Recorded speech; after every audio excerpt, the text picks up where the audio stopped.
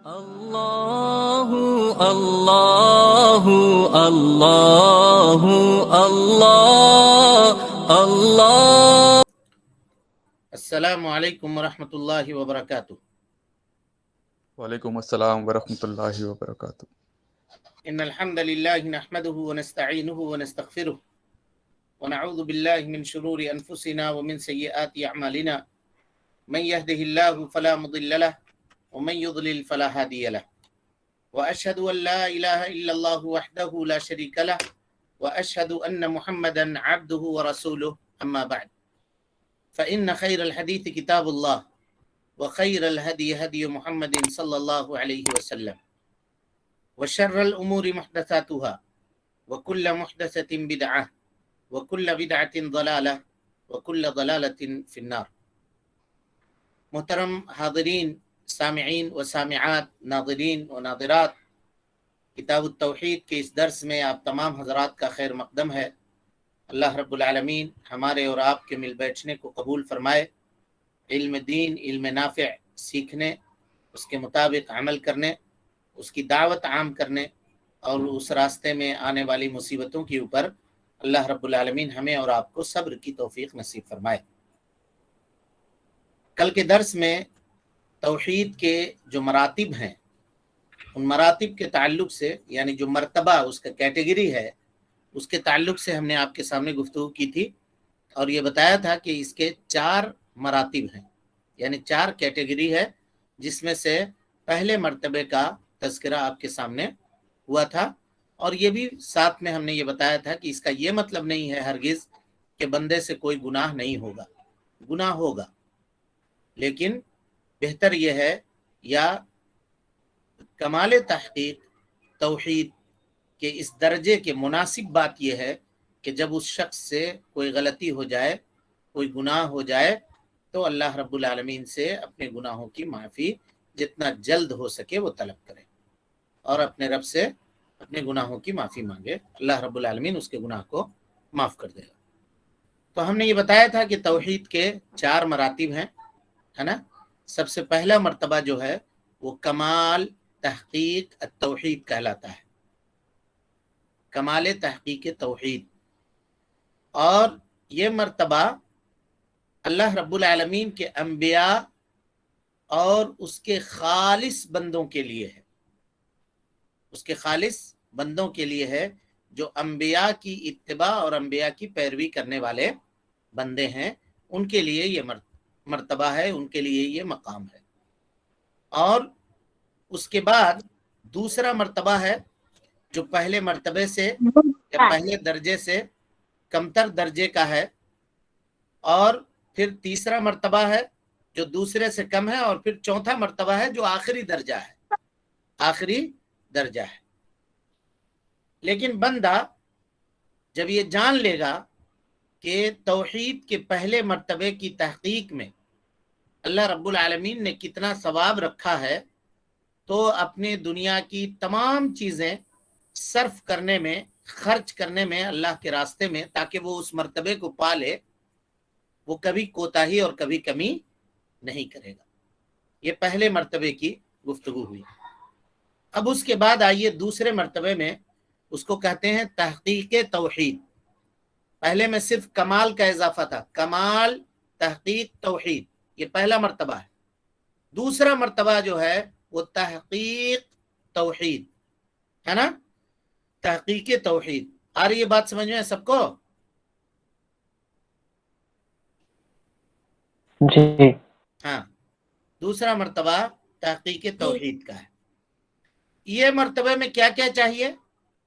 تو پہلے جو مرتبے میں جو کچھ چاہیے وہ اس میں بھی چاہیے، یعنی علم ہونا چاہیے، دل سے یقین ہونا چاہیے، زبان سے اس کا اقرار کرے، قدرت ہے تو، یعنی اگر آدمی گونگا نہیں ہے، قدرت ہے، زبان سے بولنے کی صلاحیت رکھتا ہے، تو اقرار کرے کلمے کی، اور اسی کے ساتھ توحید کے اوپر عمل کرے، توحید کے تقاضوں کو پورا کرے، اور توحید کو شرک سے محفوظ رکھے، بدعت سے اپنے آپ کو اور گناہوں سے اپنے آپ کو بچائے، ہے نا. اور یہاں پر صرف واجب کاموں کے اوپر عمل کرے گا، جو مستحب کام ہے ان کو چھوڑ سکتا ہے، اور اسی طریقے سے صرف ان چیزوں سے بچے گا جو حرام ہے، جو مکروہ ہے ان کو وہ انجام دیتا ہے۔ تو اس کو کہیں گے تحقیق توحید۔ تب پوچھئے گا کہ ان دونوں مرتبوں میں فرق کیا ہوا؟ تو پہلے مرتبے میں واجب کے اوپر بھی عمل کر رہا تھا، مستحب کے اوپر بھی عمل کر رہا تھا، اور اس دوسرے مرتبے میں صرف واجب کے اوپر عمل کرنے والا آدمی ہوگا، مستحب کے اوپر عمل نہیں کرے گا، تو ایک درجہ اس کا کم ہو جائے گا اور یہ تحقیق توحید پر آ جائے گا۔ آگے دونوں میں فرق سمجھ میں آ گیا؟ جی ہاں۔ اب اس کے بعد آئیے تیسرا مرتبہ ہے۔ تیسرا مرتبہ یہ ہے کہ اس میں توحید کے تقاضوں کے مطابق بندہ عمل کرے اور اسی کے ساتھ اپنے توحید کو شرک سے بچائے، شرک اکبر سے، شرک اصغر سے، اور اس کے اوپر توحید کے تقاضوں کے اوپر عمل کرے مطلق طور پہ۔ یہ تیسرا درجہ ہوا۔ چوتھا درجہ یہ ہے کہ بندہ اصل توحید کے اوپر عمل کرے اور شرک اکبر سے بچے، لیکن شرک اصغر کا صدور اس کے زندگی میں ہوتا ہو۔ تو یہ تیسرا درجے کے نیچے کا درجہ ہے، جس کو چوتھے درجے میں علماء رکھتے ہیں، چوتھے درجے میں رکھتے ہیں۔ اس کے بعد کوئی اور درجہ پھر توحید کا باقی نہیں بچتا ہے۔ بعض علماء یہ کہتے ہیں کہ توحید کے تقاضوں پہ عمل کرنے میں تمام عمل کو شامل ہے، اور بعض لوگ کہتے ہیں کہ نہیں، عمل سے مراد یہاں نماز ہے۔ اگر نماز کو ترک کرنے والا ہوگا تو اس کی توحید کی یہ آخری کیٹیگری جو ہے یہ بھی مکمل نہیں ہوگی، اور وہ آدمی دائرہ اسلام سے خارج ہوگا، دائرہ اسلام سے خارج ہوگا۔ لیکن اگر نماز ادا کر رہا ہے چلیے، اور کبھی غیر اللہ کی قسم کھا لیتا ہے، کبھی کوئی اور کام کر لیتا ہے جو شرک اصغر میں ہے، تو ایسا کرنے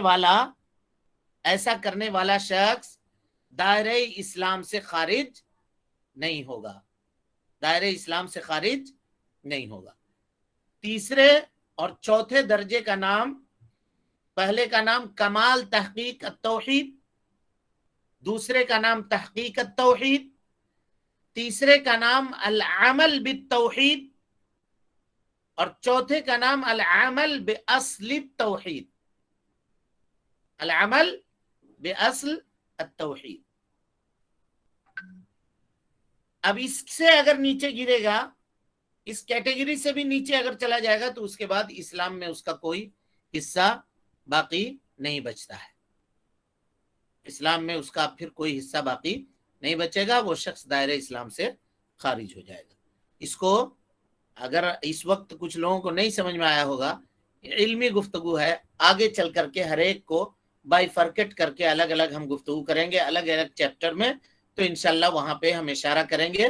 یہ باتیں اجمالی طور پہ جو یہاں بیان کی گئی ہیں، اس کو یاد رکھیے گا، یہ آگے چل کر کے بات آپ کو سمجھ میں آئے گی مزید۔ چلیے کتاب پڑھیے، بسم اللہ۔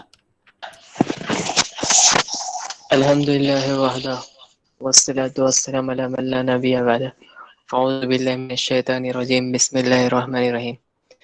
ارشاد الہی ہے، ان ابراہیم کان امتا قانتا للہ حنیفا ولم یک من المشرکین۔ بے شک حضرت ابراہیم علیہ السلام لوگوں کے لیے پیشوا، اللہ کے فرمانبردار اور یکسو و مشرکین میں سے تھے۔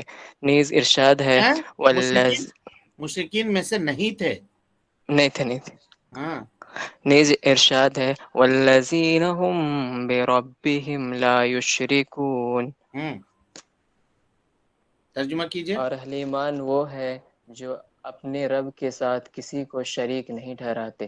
ہاں، والذین هم بربهم لا یشرکون، یہ دوسری آیت لائے مصنف رحمت اللہ علیہ، یعنی تحقیق توحید کے بارے میں گفتگو ہو رہی ہے۔ کل کے بات کو یاد کیجئے۔ اب سوال یہ تھا کہ کیسے آدمی توحید کی تحقیق کرے گا، تو یہ جواب پہلی آیت سے دیا گیا. اب یہ دوسری آیت ہے. دوسری آیت میں کہا اللہ رب العالمین نے اپنے موحدین بندوں کی تعریف کرتے ہوئے اللہ رب العالمین یہ بیان فرماتا ہے کہ والذین هم بربهم لا یشرکون. اللہ رب العالمین کے نیک بندے، اس کے خالص بندے دنیا کے اندر وہ ہیں جو شرک نہیں کرتے ہیں. لا یشرکون اے لا یشرکون باللہ شرکن اصغر ولا اکبر. نہ تو شرک اصغر کرتے ہیں نہ شرک اکبر کرتے ہیں. یعنی ان کی زندگی شرک کے تمام قسموں سے خالی ہوتی ہے. توحید کی تحقیق اگر کوئی آدمی کرنا چاہتا ہے تو مصنف رحمت اللہ علیہ اس آیت کے ذریعے سے یہ بتانا چاہ رہے ہیں کہ دیکھو توحید کی تحقیق اس وقت ہوگی جب بندہ اپنی زندگی میں شرک کی تمام قسموں سے اجتناب کرنے کی کوشش کرے گا. اور یہ اجتناب کیسے ہوگا جی؟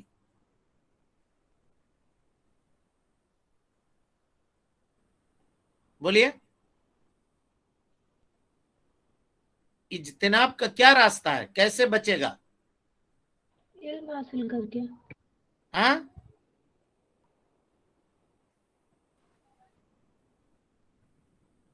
جی علم کرے، علم کے ذریعے. علم کے ذریعے جب ہم جانیں گے کہ یہ چیز یہ کام جو کر رہے ہیں یہ شرک ہے تبھی تو اس سے بچیں گے. جی تبھی اس سے بچیں گے. تو علم ضروری ہے موحد ہونے کے لیے یا توحید کی تحقیق کرنے کے لیے. یہ ضروری ہے کہ آدمی علم رکھنے والا ہو، جس کے لیے آج ہم لوگوں کے پاس فرصت نہیں ہے. کہتے تو ہم لوگ بہت ہیں اپنے آپ کو کہ ہم لوگ توحید والے ہیں، یہ والے ہیں، لیکن اس کو سیکھنے کی، اس کو جاننے کی اتنی قیمتی چیز ہے، اس کے لیے آج لوگوں کے پاس وقت نہیں ہے کہ ہم سیکھیں.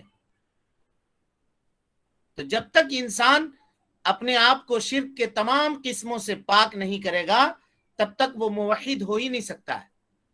والذین هم بربهم لا یشرکون. یہ وہ لوگ ہیں جو اللہ رب العالمین کے ساتھ شریک نہیں ٹھہراتے ہیں. یہ مرتبہ ہے. اس مرتبے سے یہ سب سے نچلا مرتبہ ہے. اس کے بعد پھر آدمی ترقی کرتا ہے، پھر ترقی کرتا ہے، یہاں تک کہ وہ کمال تحقیق توحید کو پہنچ جاتا ہے، سب سے اونچے مرتبے کو. ہاں چلیے. حسین بن عبد الرحمن رحمہ اللہ کہتے ہیں کہ میں ایک دفعہ سعید بن جبیر اللہ علیہ کے پاس حاضر تھا کہ انہوں نے کہا گزشتہ رات ٹوٹنے والا ستارہ تم میں سے کس نے دیکھا؟ تو میں نے کہا میں نے. پھر ساتھ ہی یہ بھی کہہ دیا کہ اس وقت نماز میں مشغول نہیں تھا بلکہ مجھے کسی چیز نے ڈس لیا تھا. سعید بن جبیر رضی اللہ عنہ نے پوچھا تو پھر تم نے کیا کیا؟ میں نے کہا میں نے دم کیا تھا. انہوں نے مجھ سے پھر پوچھا تم نے ایسا کیوں کیا؟ تو میں نے جواب میں کہا کہ ہمیں شعبی رحمہ اللہ نے ایک حدیث شعبی رحمہ اللہ نے ایک حدیث بیان کی ہے، اس کی بنا پر میں نے دم کیا تھا. سعید بن جبیر رحمہ اللہ نے پھر سوال کر دیا شعبی رحمہ اللہ نے تمہیں کیا بیان کیا تھا؟ میں نے جواب دیا کہ انہوں نے ہمیں بریدہ بن حسیب رضی اللہ عنہ سے مروی بریدہ بن حسیب رضی اللہ عنہ سے مروی ایک حدیث بیان کی کہ لا رقیت الا من آواز نہیں آ رہی ہے مفیظ آپ کی. حمد لا رقیت الا من عین او حمیت. لا رقیت الا من عین او حمت او حمیت او حمت. او حمیت. ہاں نظر بد اور کسی زہریلی چیز کے کاٹنے کے سوا کسی اور صورت میں دم نہیں. یہ سن کر سعید بن جبیر رحمہ اللہ نے کہا جس نے جو سنا پھر اس پر عمل کیا اس نے بہت ہی اچھا کیا. البتہ ہمیں ابن عباس رضی اللہ عنہ نے حضرت صلی اللہ علیہ وسلم کی یہ حدیث سنائی اوریزت علی الامم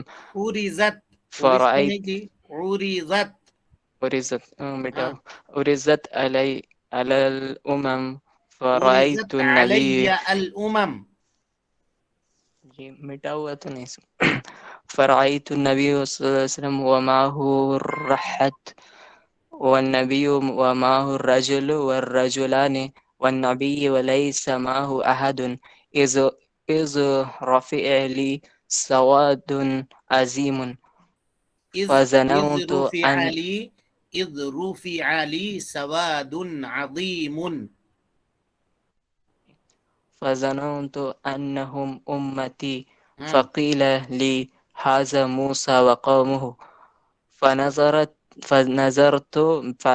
فإذا سواد عظيم ہاں فقيل لي هذه أمتك ومعهم 70,000 يدخلون الجنة بغير حساب ولا عذاب ثم نهض فدخل منزله فخاض الناس في أولئك فقال بعضهم فلعلهم الذين صحبوا رسول الله صلى الله عليه وسلم وقال بعضهم فلعلهم الذين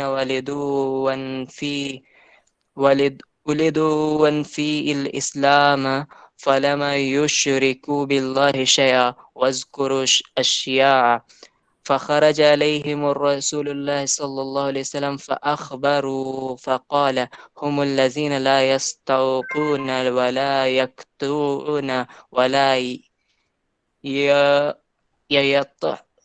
ولا يتطيرون ولا يتطيرون وعلى ربهم يتوكلون وتمام أقاشة بن محسن فقال عدو الله أن يجعلني منهم قال أنت منهم ثم قال قام رجل آخر فقال عدو الله أن يجعلني منهم فقال سبقك بها أقاسة رواه البخاري رواه البخاری۔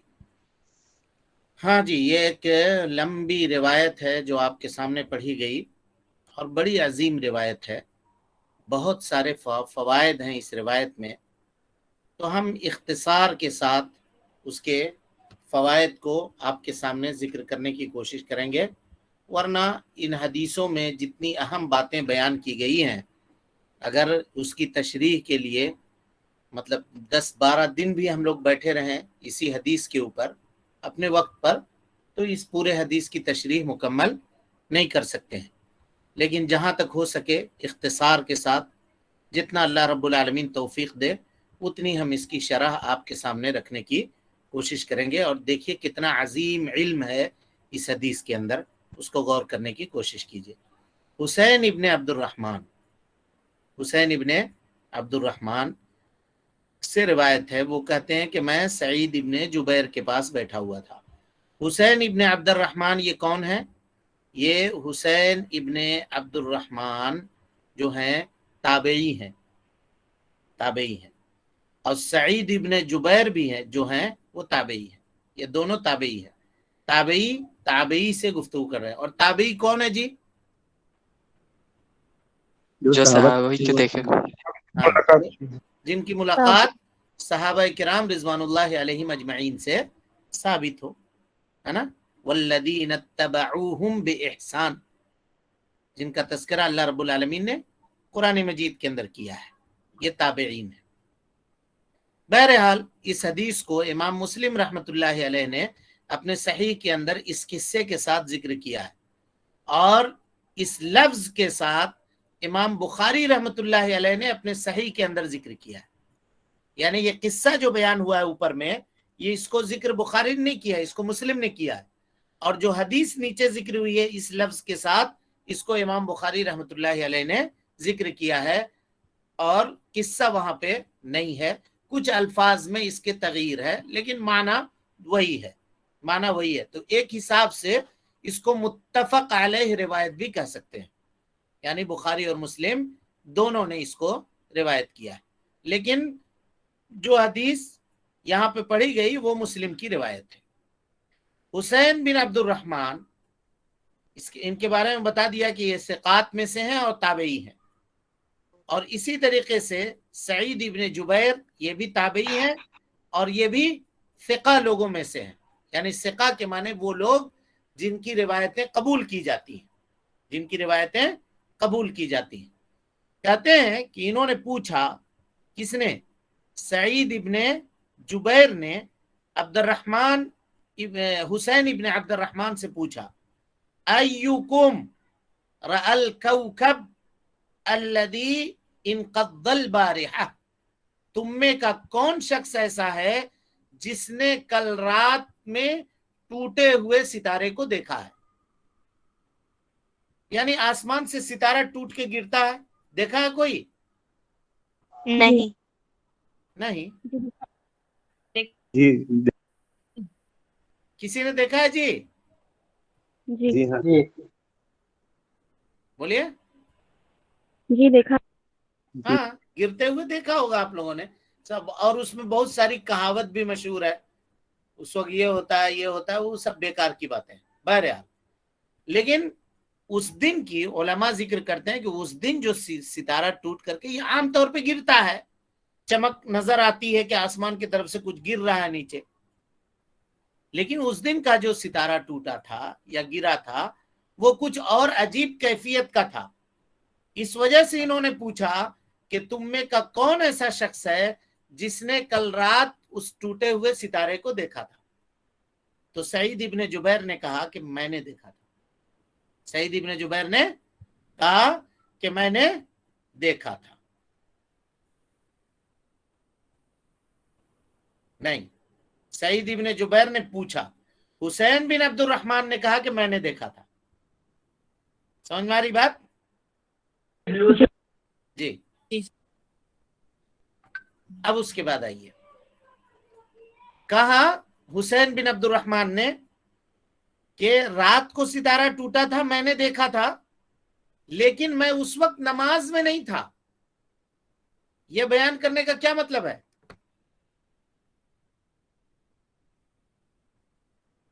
میں اس وقت نماز میں نہیں تھا. مطلب تہجد کے وقت ہاں، مطلب بولیے. وہ تہجد کے وقت نہیں اٹھے، تہجد پڑھنے کے نہیں اٹھے تھے. جی. اور کوئی معنی؟ اس سے یہ پتا چلا کہ تابعین میں اور ہمارے اسلاف میں اخلاص کتنا پایا جاتا تھا. یہ دیکھیے، یعنی انہوں نے پہلے ہی نفی کر دی کہ بھائی یہ مت سمجھنا کہ ہم اس وقت نماز کے لیے جگے ہوئے تھے. آج لوگ جو کام نہیں بھی کرتے ہیں چاہتے ہیں کہ اس میں لوگ ہماری تعریف کریں. اور یہاں صحابہ اور تابعین کا عمل یہ تھا کہ وہ عمل بھی کرتے تھے اور اس کو چھپانے کی کوشش بھی کرتے تھے. اسی لیے انہوں نے کلیئر کٹ کہا کہ دیکھو رات میں ہم نے دیکھا تھا ستارے کو ٹوٹتے ہوئے، لیکن کوئی یہ مت گمان کرنا کہ ہم نماز پڑھنے کے لیے اٹھے تھے. یعنی وہ کام جو ہم نے نہیں کیا ہے اس پر ہماری تعریف نہ ہو، اسی لیے انہوں نے پہلے اس کی نفی کر دی، کہا کہ نہیں ہم نماز کے لیے نہیں اٹھے تھے. وَلَكِنْ لُدِغْتُ، لیکن میں ڈس لیا گیا تھا، کسی زہر والے کیڑے نے یا بچھو نے یا سانپ نے ان کو کاٹ لیا تھا، اور کاٹنے کی وجہ سے وہ جگے ہوئے. علماء نے لکھا ہے کہ ہو سکتا ہے کوئی شدید زہر کا والا جانور ان کو کاٹا ہو، جس کی وجہ سے وہ نیند سے بھی محروم ہو گئے تھے، سو نہیں سکے تھے. سمجھ میں آ رہی بات؟ جی جی. جی. اور آج کل لوگ اگر مان لیجئے اللہ تعالیٰ نے کسی کو توفیق دی ہے تہجد پڑھنے کی، تو اس کا وہ ڈھنڈورا پیٹتے ہوئے گھومتا ہے. ہم تو 3 بجے بھور سے اٹھے رہتے ہیں، 2 بجے ہمارا آنکھ کھل جاتا ہے، اس کے بعد ہم صبح نہ کرتے ہیں. کہا کرتے ہیں بھائی صاحب، ہم نماز پڑھتے ہیں بھائی، ہم تہجد پڑھتے ہیں. بیان کرنے کی کیا ضرورت؟ سمجھ میں آ رہی بات یا نہیں آ رہی ہے؟ جی شیخ آ رہی ہے. جس عمل کو چھپانا ہے، اسلاف اس عمل کو چھپاتے تھے، وہ نہیں چاہتے تھے کہ لوگ ہم کو تعریف کریں. جس کو جو تعریف کرے گا اور جو اس کا اجر دے گا اس کو معلوم ہے، ہم اس کو بتا رہے ہیں ہم کیا کر رہے ہیں کیا نہیں کر رہے ہیں. ہاں لیکن فرض نماز ہے تو جانے گا سب کہ ہم پڑھتے ہیں کہ نہ پڑھتے ہیں، مسجد میں جا کے پڑھنا پڑے گا. اور اسی سے علماء نے کہا کہ اگر فرض زکات ادا کر رہا ہے کوئی آدمی تو اس کو وہ دکھا کے کر سکتا ہے، لیکن نفلی صدقے کو آدمی کو چاہیے کہ وہ چھپا کر کے کرے۔ آ رہی بات سمجھ میں؟ جی الحمدللہ ہاں، جی تو کہا کہ مجھ کو بچھو نے ڈس لیا تھا، بچھو نے ڈس لیا تھا۔ کہا پھر کیا کیا تم نے؟ بچھو نے ڈس لیا تو کیا کیا؟ تو انہوں نے کہا کہ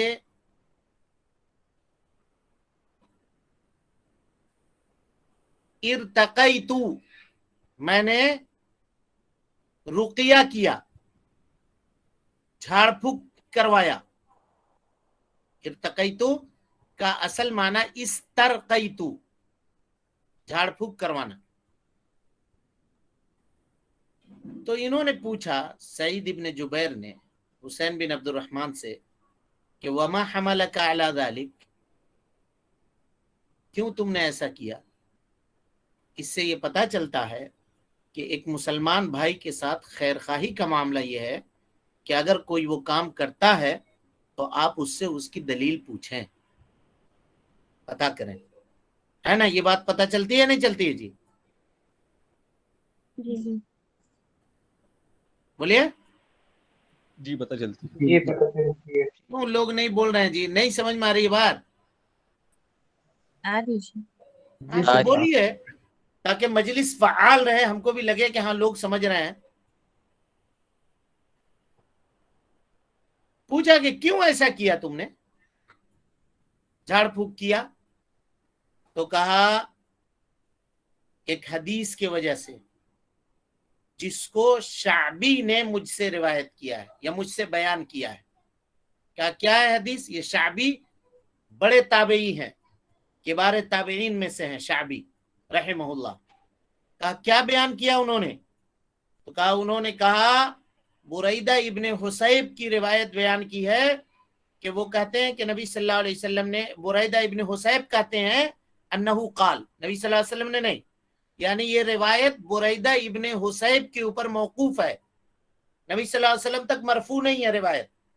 کیا ہے روایت؟ دیکھیے، کہا را رقیتا، رقیہ نہیں ہے، جھاڑ پھونک نہیں ہے، الا من عین، مگر نظر بد میں، عین کہتے ہیں نظر بد میں، او حماتن، یا کسی زہریلے جانور کے ڈس لینے میں، دو چیز میں۔ اور ایک ہے جی، ایک ہے ہوما اور ایک ہے حما، دونوں میں فرق جانتے ہیں؟ نہیں حما کہتے ہیں، میم میں اگر تشدید لگا دیا جائے حما تو اس کے معنی بخار، اس کے معنی کیا؟ بخار۔ بخار۔ اور اگر حما کہیں، حما تو جانور، ایسا کیڑا مکوڑا جو زہریلا ہو اور ڈس لے، وہ اس کا زہر، اس کے زہر کو کہتے ہیں، ہے نا؟ تو یہ حدیث جو ہے بریدہ ابن حصیب سے موقوف ہے، اور امام بخاری رحمۃ اللہ علیہ نے بھی اس حدیث کو نقل کیا ہے، لیکن وہ عمران ابن حسین رضی اللہ تعالیٰ عنہ سے موقوف ہے۔ دونوں روایتیں نبی صلی اللہ علیہ وسلم تک مرفوع ثابت نہیں ہے، لیکن اسی لفظ کی ایک روایت نبی صلی اللہ علیہ وسلم سے مرفوع ثابت ہے، جس کو امام احمد رحمۃ اللہ علیہ نے نقل کیا ہے۔ حدیث لا رقیۃ الا من عین او حما، رقیہ نہیں ہے مگر نظر بد لگ جانے میں، یا حما کہتے ہیں وہی جانور زہریلا کوئی کیڑا کاٹ لینے میں۔ اس کو امام احمد نے، امام ابو داؤد نے، امام ترمذی نے نقل کیا ہے، اور امام نووی نے، شعیب ارناؤوت نے، علامہ البانی رحمۃ اللہ علیہ نے، ان تمام محدثین نے اس کو صحیح قرار دیا ہے، اور اسی طریقے سے نبی صلی اللہ علیہ وسلم کی ایک اور روایت ہے لا رقیۃ الا من عین او ہما، رقیہ نہیں ہے سوائے نظر بد کے لگنے میں یا کسی جنگلی جانور کے کاٹ لینے میں یا زہریلے جانور کے کاٹ لینے میں۔ اس کا مطلب یہ ہوا کہ ان دونوں چیزوں کے علاوہ کسی اور چیز میں رقیہ کرا سکتے ہیں یا نہیں کرا سکتے ہیں؟ نہیں ہاں جی. نہیں کرا سکتے. اور دوسرے چیزوں میں جو جھاڑ پھونک کرواتے ہیں لوگ، غلط ہے، نہیں کرنا چاہیے. اور کوئی جواب؟ دعا سے دونوں کر سکتے ہیں. قرآن حدیث سے اگر جھاڑ پھونک کرتا ہے تو کر سکتے ہیں. ہیں؟ باقی باتیں انشاءاللہ کل ہوں گی، نظر بد کے تعلق سے اور اسی طریقے سے رقیہ کے تعلق سے گفتگو ہوگی. اب جیسا کہ آپ لوگ دیکھ رہے ہیں یہ بہت اہم چیپٹر ہے اور بہت اہم باب ہے نا. تو آپ لوگ بھی تیاری کریں، تیاری کے ساتھ آئیں اور بات کو سمجھنے کی کوشش کریں. ہو سکتا ہے کہیں کہیں پہ علمی گفتگو ہو، لیکن ہم کوشش کریں گے کہ آسان طریقے سے اس کو آپ کے سامنے رکھنے کی کوشش کریں. نظر بد کے تعلق سے اگر کسی کے پاس معلومات ہو تو وہ پڑھ کر کے آئیے گا، اور جی جہاں سے آپ جان سکتے ہیں تھوڑا بہت مطالعہ کر کے آئیے گا تاکہ ہم اشارہ کریں اور بات آپ کو سمجھ میں آ جائے. اور جیسا کہ ہم نے آپ کو پہلے ہی کہا کہ یہ روایت اتنی عظیم روایت ہے.